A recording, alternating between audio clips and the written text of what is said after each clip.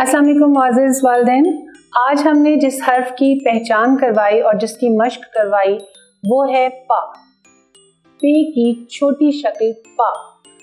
छोटा करके लिखेंगे, नुक्ते 3 डालेंगे, फिर इसको दूसरे हरूफ के साथ मिलाएंगे। जैसे पा और अलिफ को मिलाएंगे तो बन जाएगा पा, और फिर नून और छोटी ई को मिलाएंगे तो नी, पा नी।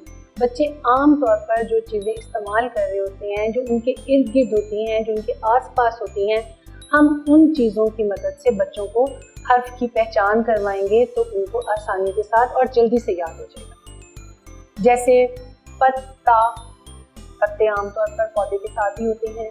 बच्चों को हम ये सामने दिखाएं कि ये पत्ता किससे बना, पा पे ते पत्ता।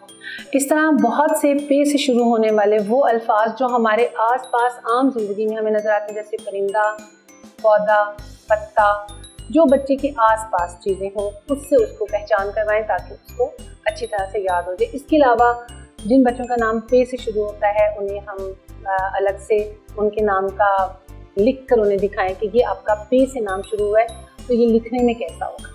इस तरह से बच्चे को लिखने का भी पता चल जाएगा और पढ़ने का भी। पढ़ने की ये पहचान होगी कि लिख कर उन्हें दिखाएंगे एक लाइन के, पाकीज़ा ने पानी पिया, पाकीज़ा पानी पे ये पिया। तो पे की जो 3 नुक्तों की हमने पहचान करवाई थी वो उनको बार बार याद हो जाएगा कि ये पे से शुरू होने वाले लफ्ज़ हैं। वो उनके ऊपर उंगली रखेगा कि ये पे से शुरू होने वाला लफ्ज़ है। इस तरह की मश्क से बच्चे को इंशाल्लाह ताला बहुत ज़्यादा जल्दी और आसानी के साथ याद हो जाएगा। उम्मीद है कि ये वीडियो आपके लिए मुआविन और मददगार साबित हुई होगी।